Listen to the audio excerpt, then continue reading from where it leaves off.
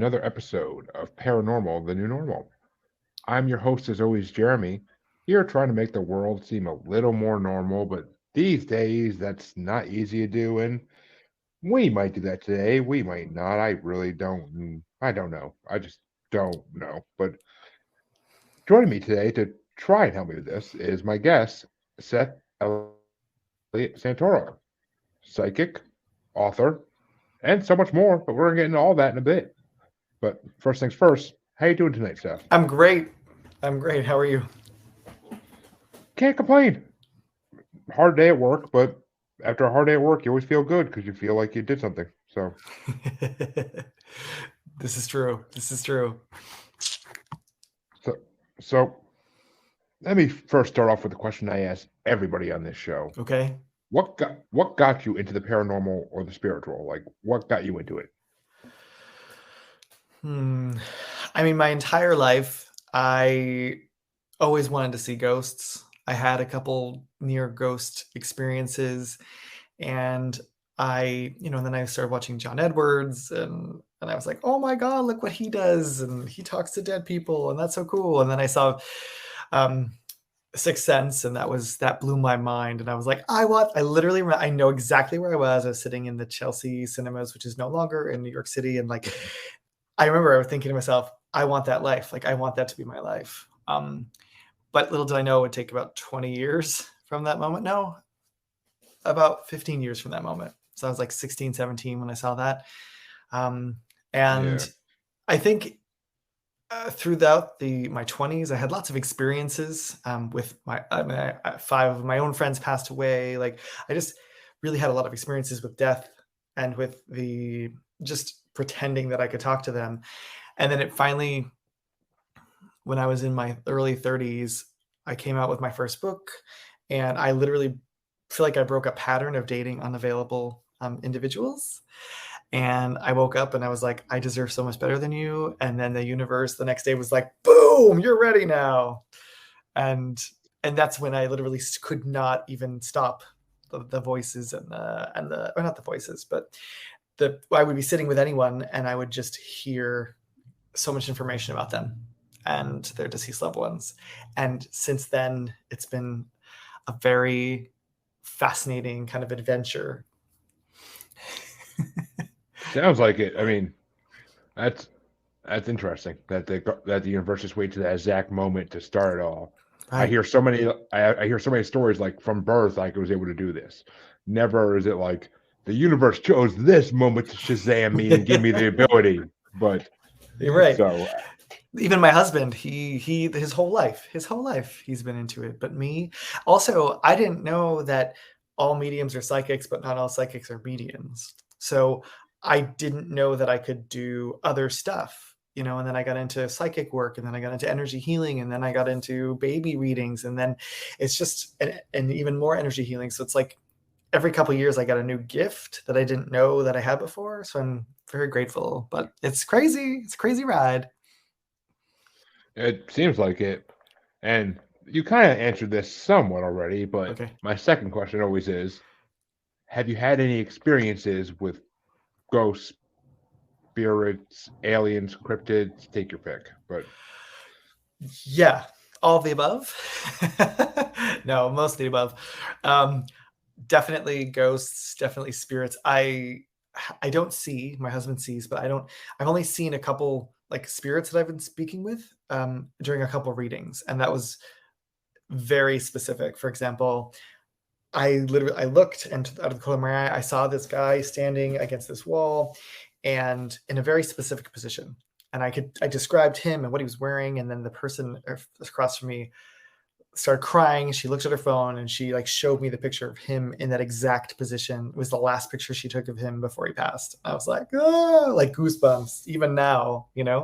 Um, and spirit guides, I believe in. Aliens, I mean, my husband has an alien guide, and I can feel when he's around.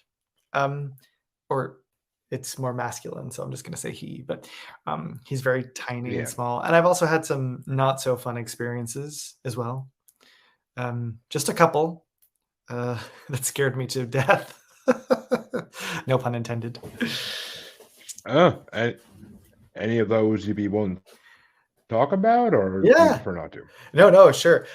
This is more with kind of, I wouldn't say demonic spirits, but let's just say not good, positive spirits. Um, Yeah.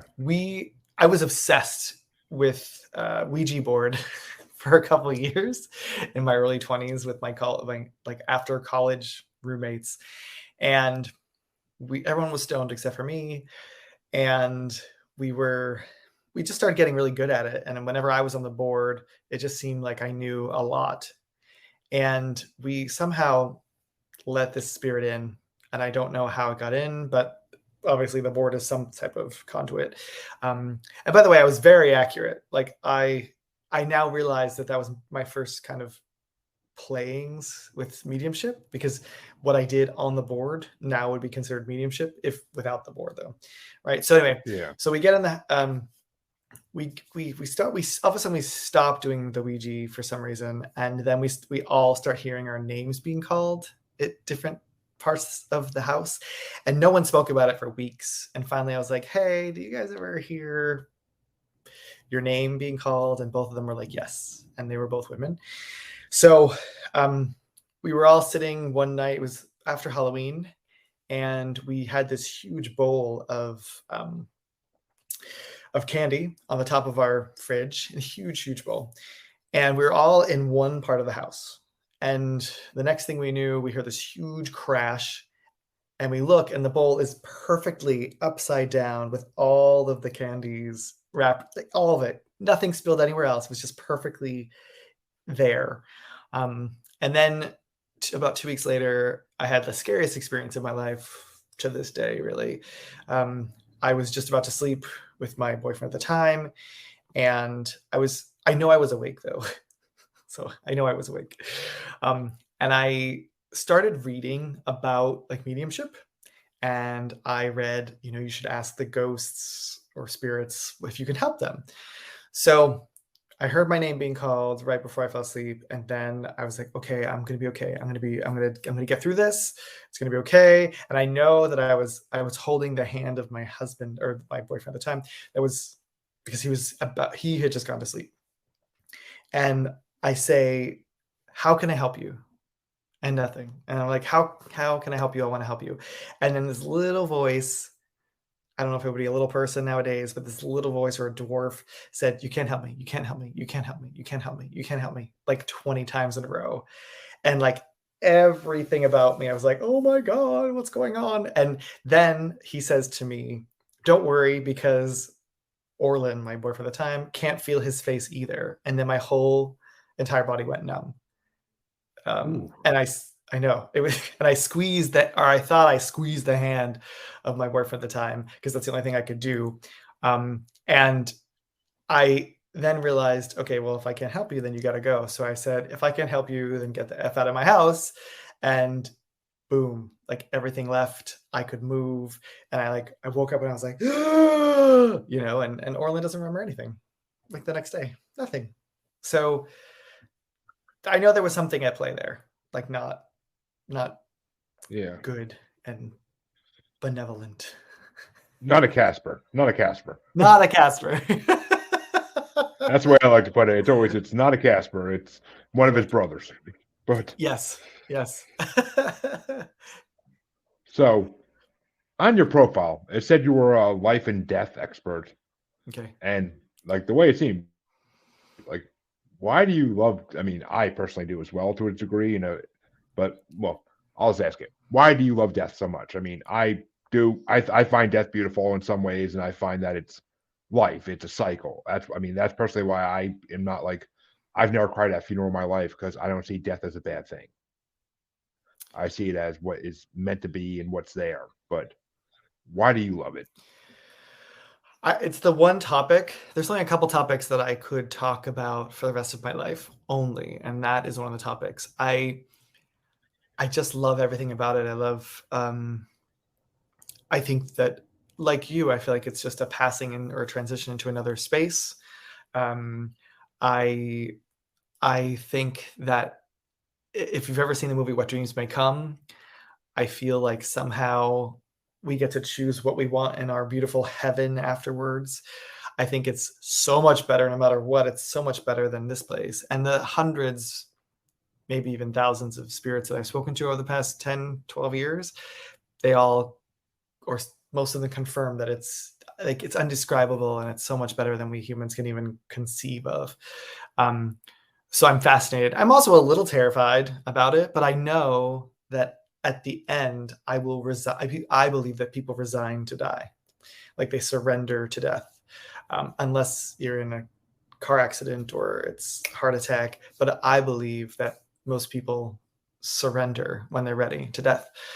There's just so much to talk about, like, and people don't talk about it, and that's why I love it too, because I want to dispel the taboo around death, because it's the only thing we can count on. I mean, I don't know if we're going to get rid of taxes anytime soon, but like, you're going to die.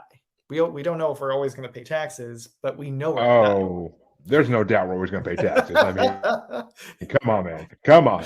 But unless there's like a just zombie apocalypse or something, which I'm so ready for. Yeah. Me too. I'm robbing everybody's weed and just chilling at home. Smoke, sleep. But yeah. Yeah, I just think I just want to talk about it all the time, and I really want to help people. It's loss, right? And when I help people heal, and most people, everyone I know is affected by death. So there's a commonality and there's universalness to it that is beautiful. And it's something we all experience, and it's something we're all going to go through. Yeah. Exactly. I mean, that's what I mean. Every family member, I haven't had many family members die that I was close to, but the ones that have died, like, it's always just like it was their time. It felt like it just felt like yes, I've known about some in the past that before I was born that were taken unexpectedly as teenagers or something like that, and it's sad, but something had a plan for them, and it might just got either the plan got interrupted or that was the plan. Who knows? I wasn't around then to figure things out. So, but that's my personal belief. I mean, death to me is just part of nature. I don't get sad when things die. I mean, of course, if it's a pet or something, then of course it's sad. But it's just it's not going to break me. Right. It's not going to break me. Right. I mean, for me, it's a loss, right? And animals can be just as, if not more, painful than humans in my line of work. It's funny, though, I've noticed that when I'm doing a reading for an animal versus a human, there's so much more fun and curiosity about the animal, because they say the most amazing things, and they say, like, they make it light, whereas humans carry a lot of weight. I mean, I believe that when we die, we get rid of like 90% of our emotional baggage and 100% of our physical baggage. So, but it's always heavy for both sides sometimes, and not always, but it can be very heavy. So I love doing animal readings, because everyone's like so excited to hear from Frankie or from Gracie, or anyway. Interesting. I mean, I just actually had an 18-week-old puppy that died back in September because of born with kidney issues. But so yeah, it was horrible. My kids and wife were so devastated. But it's just the way it is sometimes. And he was not meant to live. That's all it was. I mean, he was born that way. Yeah. So, and you're actually the second person I talked to in the last few weeks that talks to animals, and it's amazing because I never talked to anybody before to you that talked to animals. No way. And now it's like 2 in a row. I'm like, what? Maybe there's something there. But I mean, but do you just talk to passed on animals, or or can you communicate with live ones too, in a way? I do communicate with live ones, Okay. but more so passed on. Yeah, like yeah.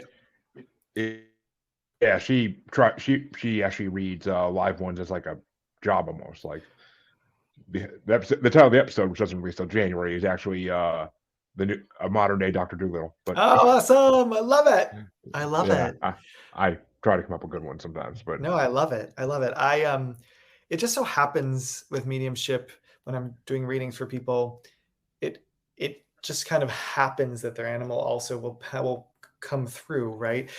However, one time I was doing an intuitive reading on this girl, and I literally was like, hey, I need to tell you something from your dog. And she's like, what? I was like, yeah, because animal readings are new to me too.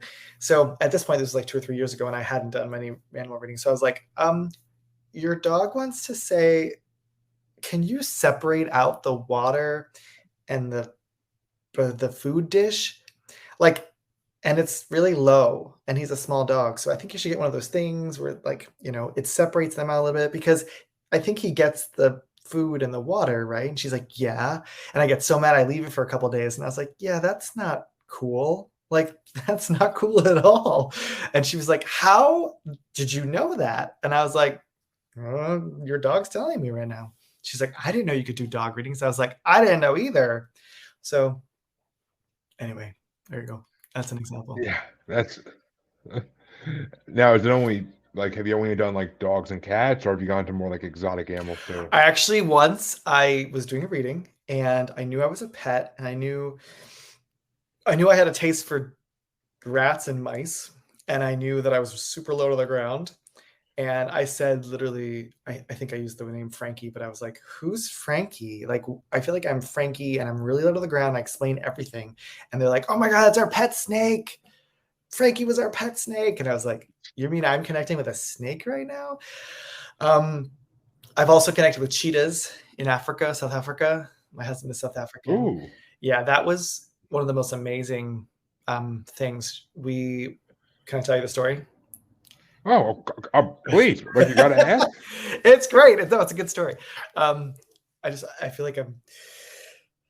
So I was at this cheetah experience place. You can literally go on Instagram to the cheetah experience, and they've moved since, but it was near the town of, or the city of Bloemfontein.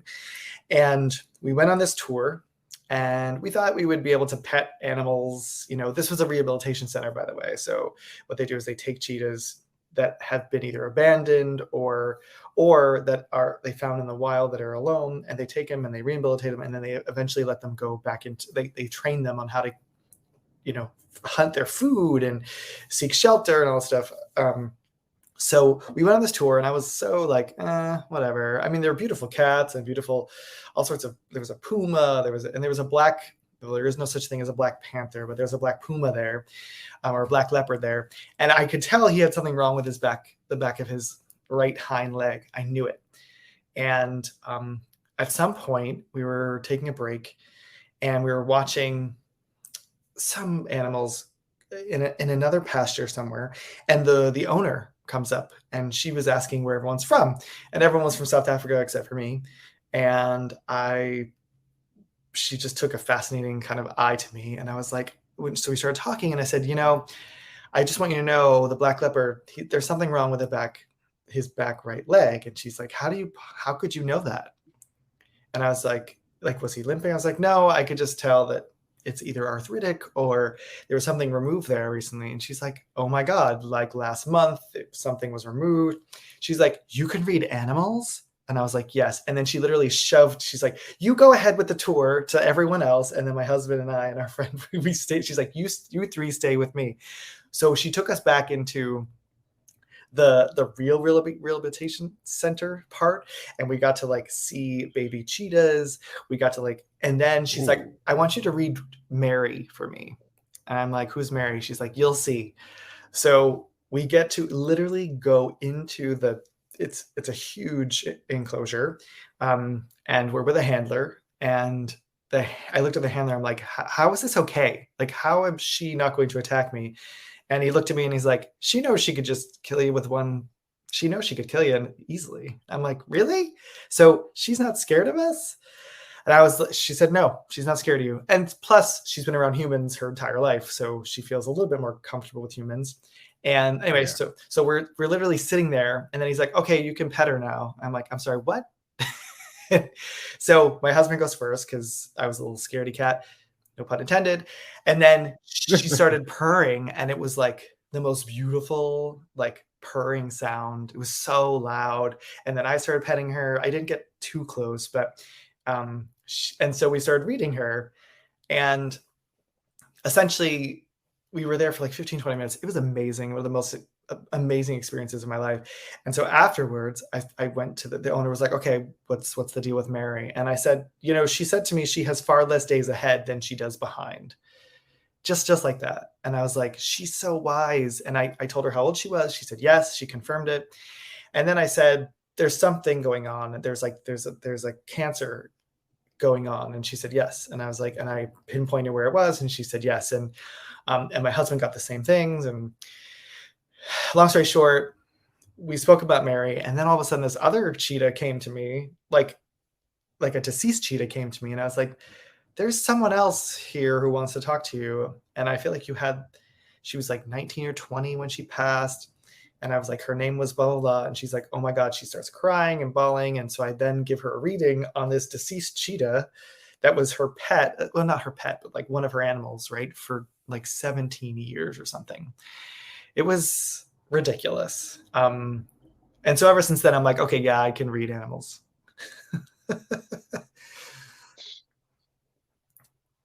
That's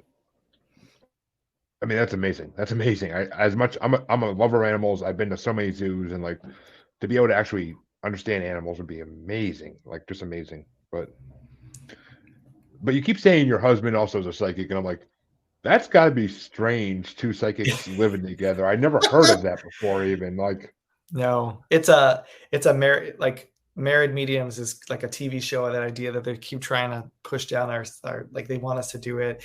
It's an adventure. I'm not gonna lie. Like he sees, right, and he gets really scared. But the funny part is he makes the same sound whether he sees like a small little spider or he sees a ghost in the house.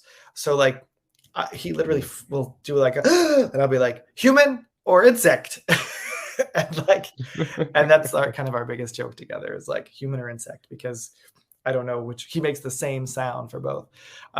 It's intense. There's a lot of energies always between us, and like you would think that would help our communication, but sometimes we believe that we know what the other one is thinking, so it kind of makes it more challenging to communicate at times.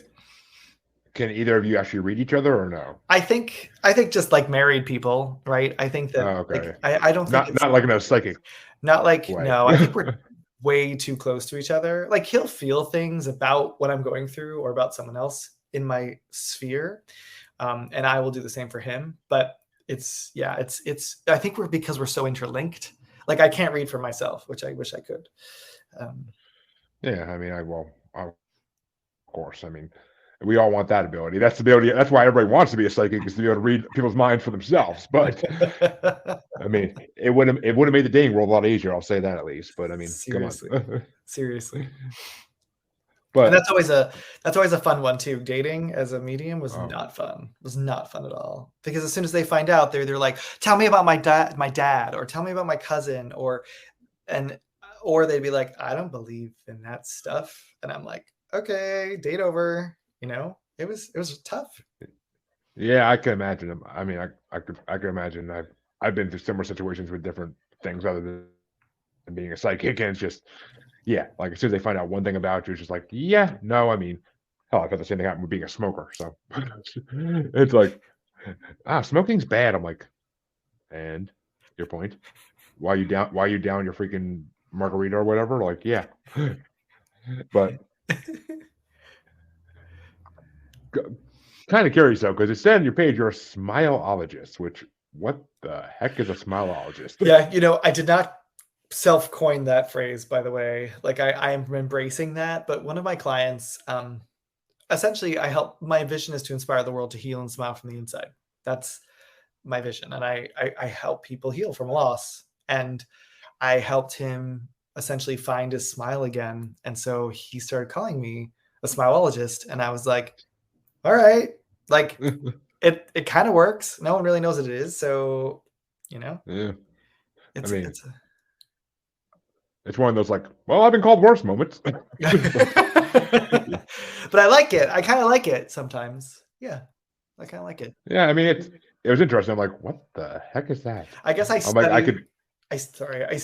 study how to make people smile, or how do people find their smiles again, right? That would be smileology. Which makes sense, honestly. I mean, I mean, a smile. I knew it had something to do with making people smile, but I was just like, how do you do that unless you're finding like them the lottery numbers? But yeah. So I mean, that's just where my mind went when I saw it. But it was I I had to ask about it. I had to Oh, like of course. All just good. it's just one of those things. But I think that so everyone wants to win the lottery, right? But I feel like it's more fulfilling. Um, there's just something to helping people find their smile again that is like why one of the reasons why I know that I'm put on this earth to do, you know?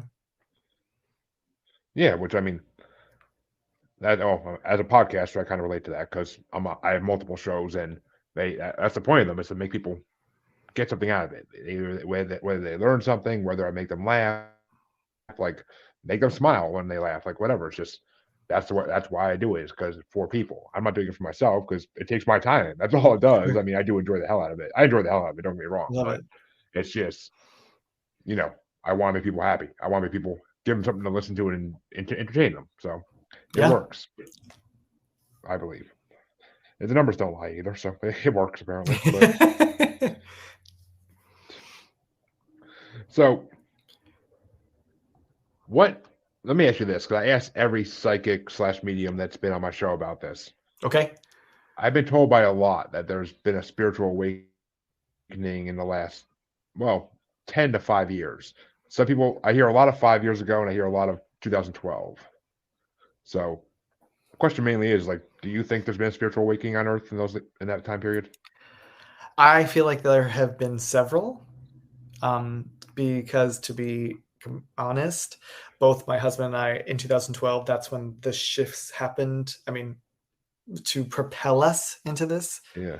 doing this full time or most of the time, um, as a career. And I feel like, so I feel like there have been several, and I feel like 2020 was a huge shift for all of us. Hopefully, for us to feel more compelled to to feel fulfilled, because after being trapped at home, like everyone in the world, and I love that everyone in the world can relate to that in some way, shape, or form, right? So we all went through this extreme trauma, really, like that, but everyone had their own unique individual kind of experience of that trauma. So I feel like that has, I mean, so many people have moved out of cities or moved into cities or moved out of the country, moved into different, moved out into different jobs, into, they now are pursuing coaching, or, just people realize that life is short and we could be trapped again someday. So you want to do something that you love doing.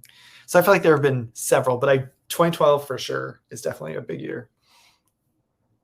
Yeah, that's, I mean, a lot of people and myself think that the Mayan calendar was really counting down to the next awakening on Earth, like the next big awakening, not to the destruction of Earth, Even though I love that which movie. Oh, 2012. Yeah, it's a Yeah. good movie. It's a good movie. Yeah. I forgot about that. I forgot about that movie for a second. And I'm like, oh yeah, oh yeah. Oh my God, I I love just, it. I mean, it came out in 2012, didn't it? I think. And yeah, I think I saw it in theaters. I'm pretty sure, but I think I'm not positive at that time. But so now I got that movie stuck in my head. Oh, sorry. No. It's all good. It's all good. I want to watch that again soon. But what was the hardest thing that you had to face? Like, what was the biggest barrier as a psychic that you had to overcome in order to like help somebody? Like, was there anything that really like any forces out there that try to stop you from helping a certain person or That's a really good question. Give me a second.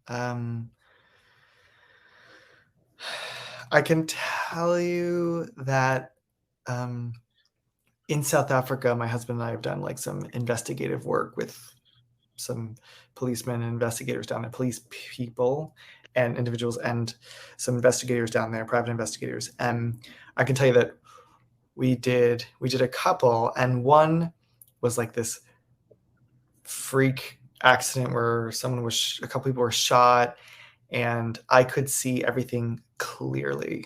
Like I literally reenacted it for them, and they said, "Yeah, that's pretty much what happened." Like I didn't even, because at first we were in a house, and then they took us to the spot where it happened, and I said, okay, so this is what happened, blah, blah, blah. And they're like, yeah, that's pretty much what happened.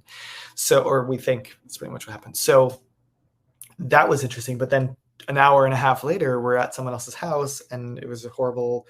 There's a lot of South African murders from Black people to white people or toward white people, and I had a block for like literally for 30 minutes. I couldn't see anything. Thank God my husband is really good at this. And it was also mostly in Afrikaans. So, but it was really scary for me because I'm like, what is going on? Like, why can't I see what happened? And then finally, I kind of tapped in, if you will, to what my husband was seeing, and then it started becoming clearer. So I don't know what that was. But again, there's only been one person, and I cried after the reading that I couldn't read. Like one person. And so I get very nervous when I can't read someone. But apparently, all my psychic friends were like, really, just one? Are you kidding? Like, there's a lot of people that I've had to say, I'm giving your money back. And I'm like, really? I have never, except for this one. Anyway, so, and I think that was, and I know why that was. It was just something, like he was a healer himself and an astrologer. Okay. But he was tricked or somehow he was up doing a dare or something. Like there was a whole story behind it.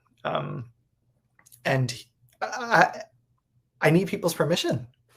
Like I need your permission if I'm going to read you. Yeah. And I don't think I had his. And I don't think I had the Afrikaans families either until I kind of went through my husband.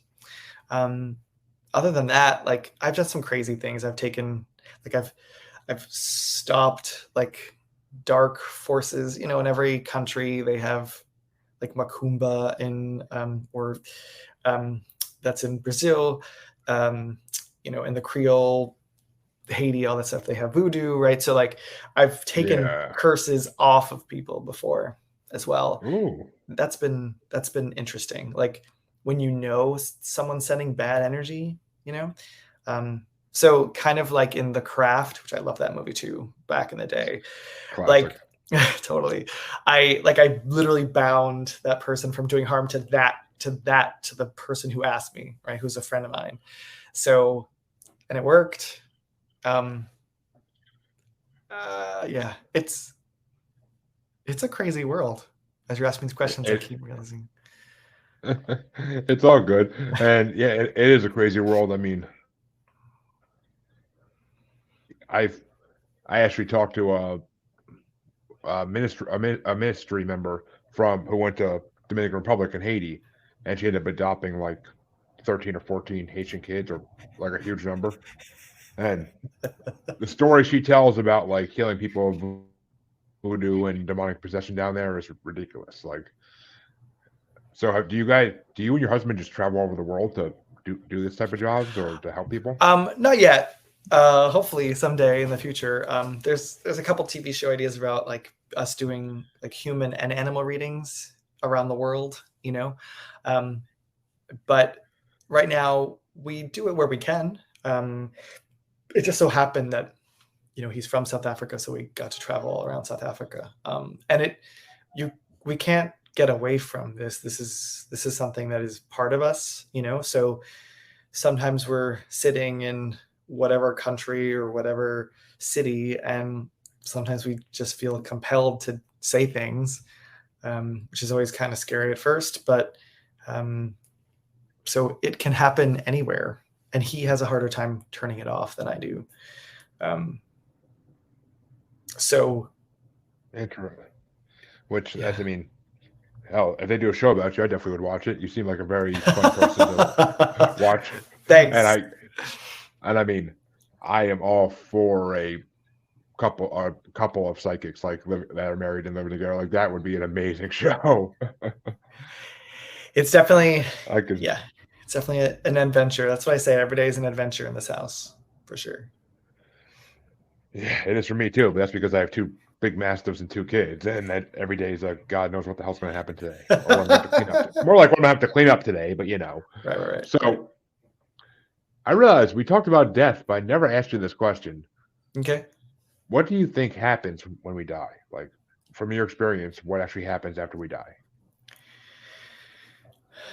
So 95% of me, 96, 97% of me believes one way, and then there's like a 3% that believes in the nothingness, right? So that's only 3%.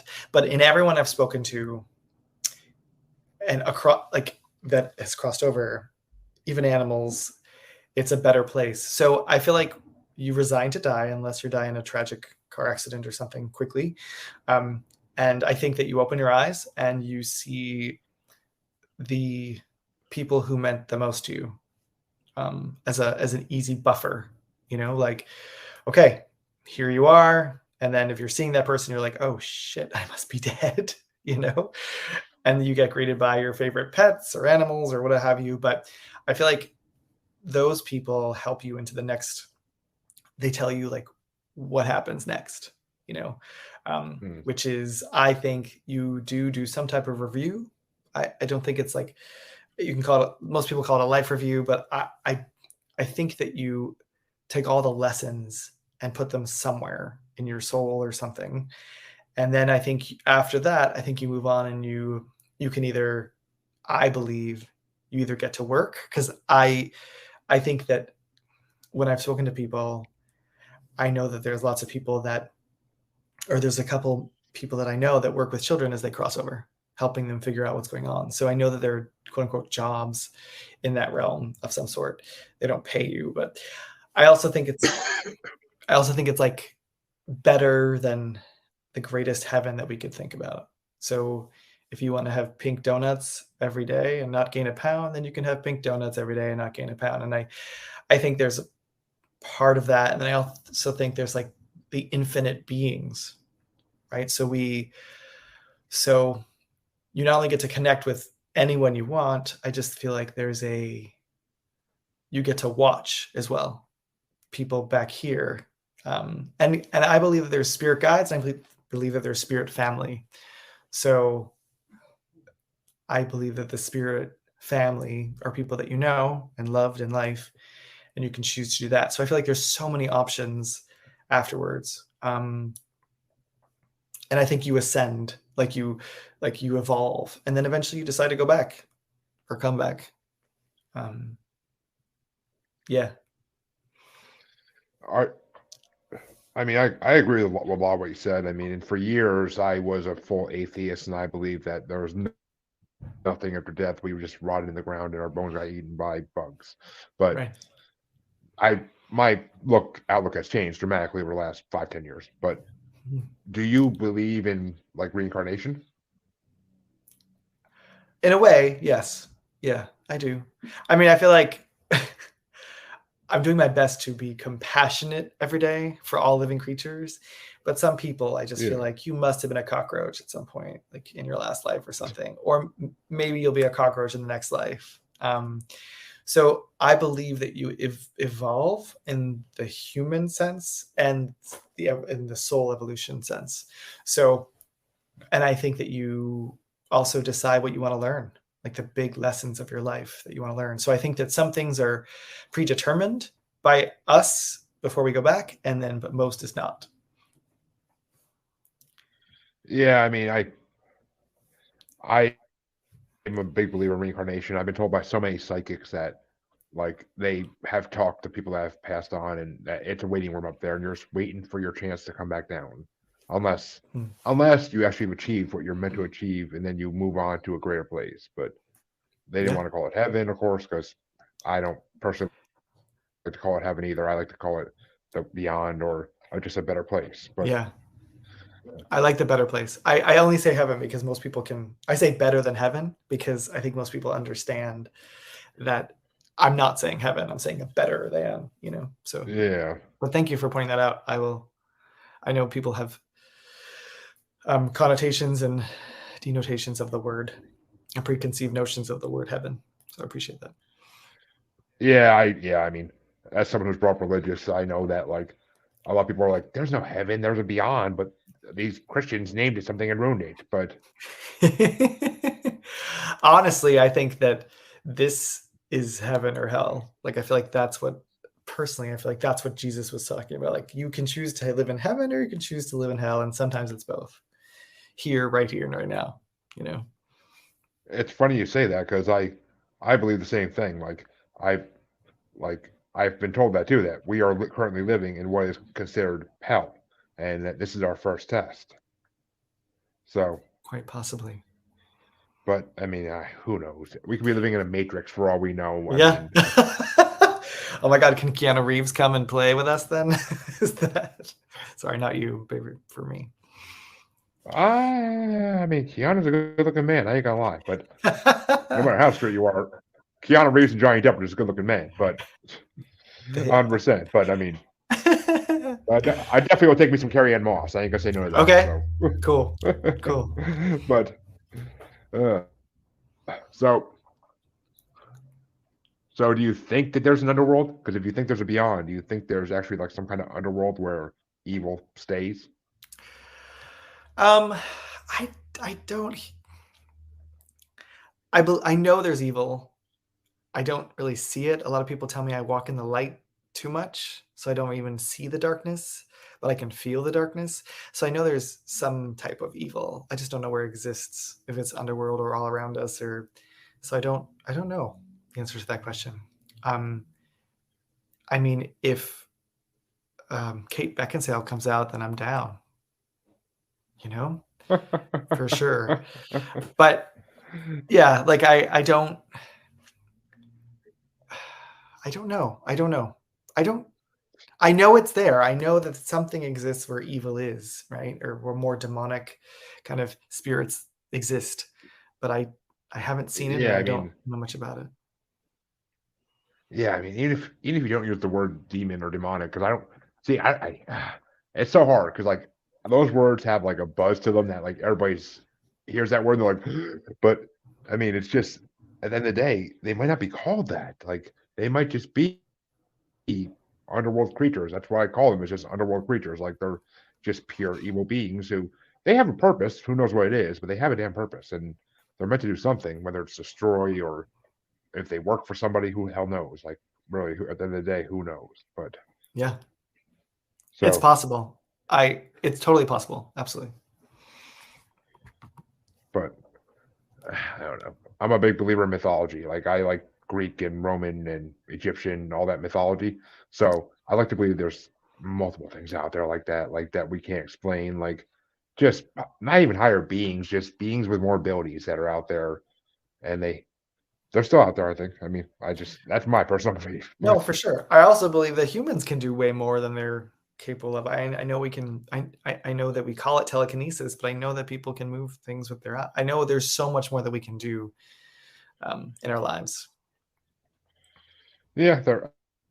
I mean, I believe that too. I mean, that's I mean, not to keep boasting about my podcast, but that's kind of why I did the podcast too. I mean, but it's just I don't know. I felt like I needed to do something, and I got into podcasting with another podcast and like with a group of friends, and like this one, they kept saying like you need to do your own show and just do your own thing, and I'm like, and they're like, because you have a good voice and you need to be out there, and I'm like, well, I love the paranormal, let me do that, but Nice. and this just for the last 8 months has grown and it's become a huge part of who I am now. Like it's just I love it. and I'm hoping someday I can make, a little financial gain off it. I'm not looking to get like Bezos rich off of it, but still, like, be nice to have a little bit of a supplemental income from it. But someday, maybe someday. I'm not I'm trying hoping. anything, I'm but sending you the best abundance energy ever. Financial abundance, wealth, health, all that stuff.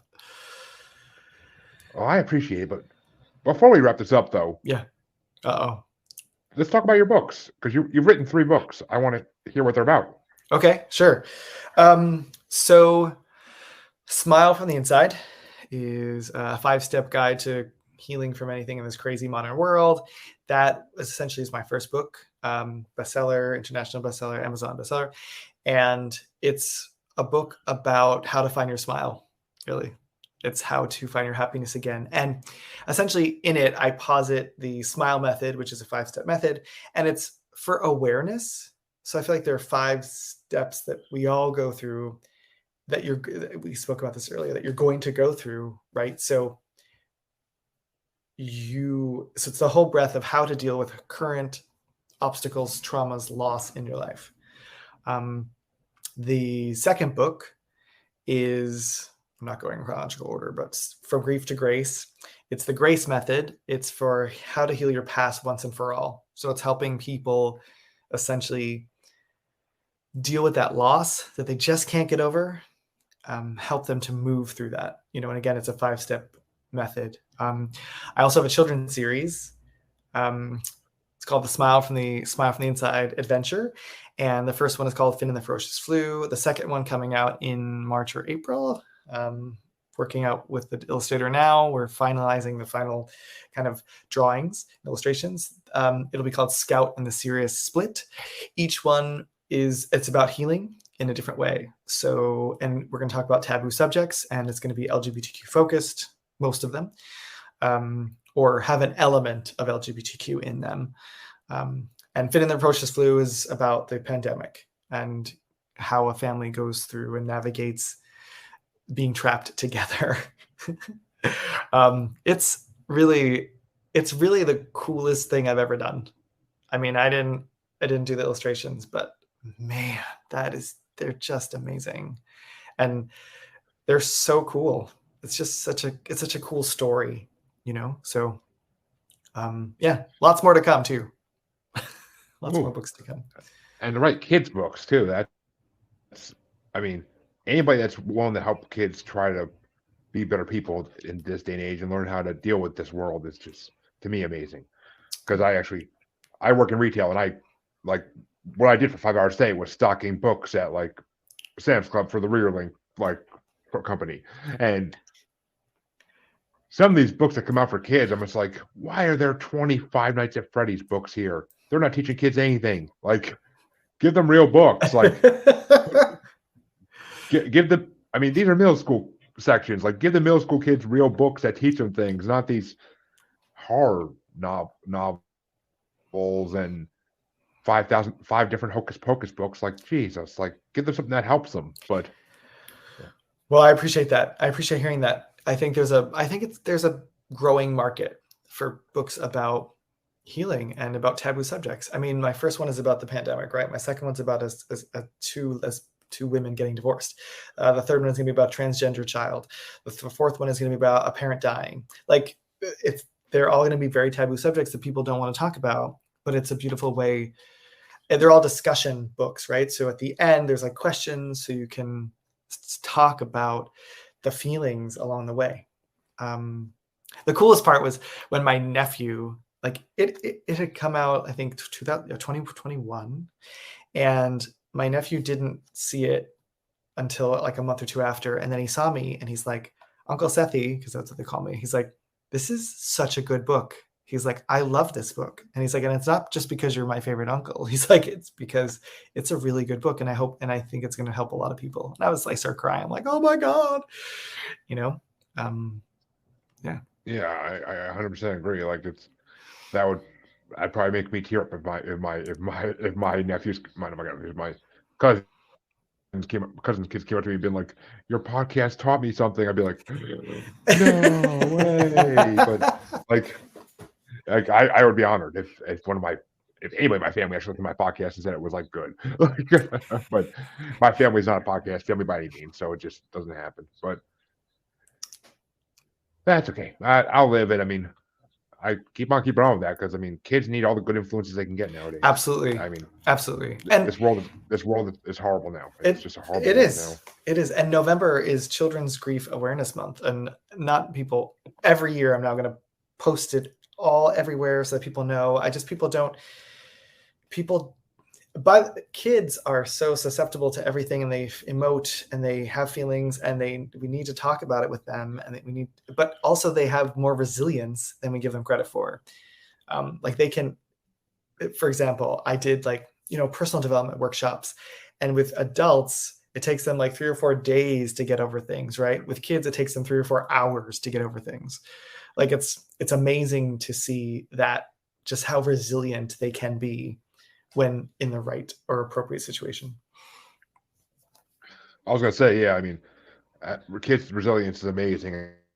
I mean, I got over when you're a kid, when you're a teenager, even you get over those like little breakups within like hours, and you're like, I'm just gonna go get someone else.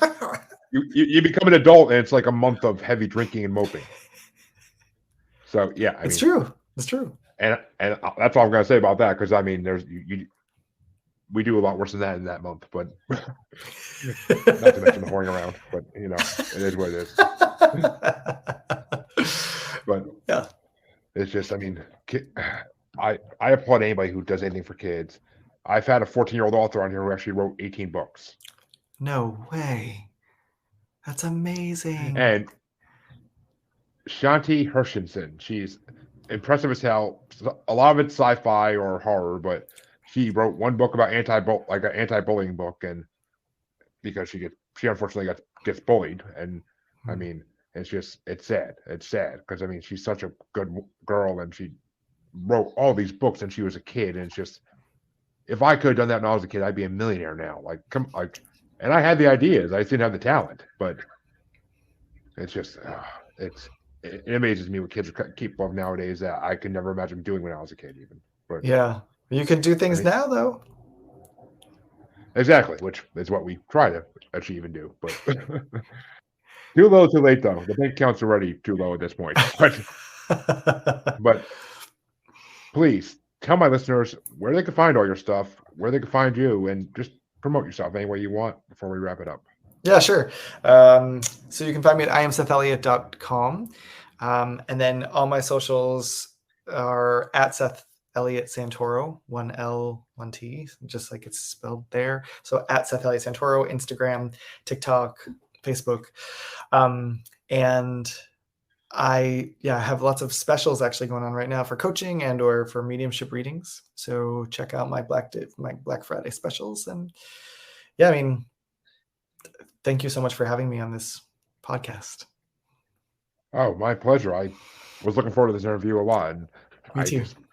Any psychic or medium, I'm always down to talk to. So. Because honestly, they interest me more than like when I started this podcast. I was like originally like I only want people who are into cryptids and can talk about cryptids. And then I started getting some psychics recommended me, mediums recommended me, and I'm like, all right. And then after the first couple interviews, I'm like, oh my god, this is who I want my show because they are interesting as could be. Like I've had so many now, and I mean my listeners love it too because every single one has different stories. Every single one has different beliefs. It's just no one could say that they're all the same thing. Like there's 1,000 different kinds of psychics out there. There's 1,000 different kinds of mediums, and I've loved every single one that's been on my show, and it's been an honor. So I should as all my listeners. Oh, sorry. No. I was gonna say I should hook you up with my husband. He has had a very different experience and dealt with more evil stuff than I have. Oh, I'd be down. I'd definitely be down for that conversation. Nice. Sorry to interrupt you. Go ahead. Oh, no, I mean, I'd even be willing to have you on together. I mean, that'd be an interesting enough dynamic as is. That would be fun. That'd be fun. But we could always talk about that at a later date. But okay. For all my listeners, you can find me on Facebook as Paranormal the New Normal / Maniacal Music Musings Podcast with an S Facebook group. You can find me on Twitter and the Gram as @Juggalo Bastard, on TikTok as Juggalo Bastard Podcast, and on YouTube as Paranormal the New Normal. I want to thank Seth for coming on once again. It's been an amazing interview, and I can't wait for this episode to release when it comes out in January-ish. So thank you, and I will definitely reach out to you about having your husband on or both of you on. Either way, it works. Awesome. And to all my listeners, I will see you in half a week. Have a good one. Bye.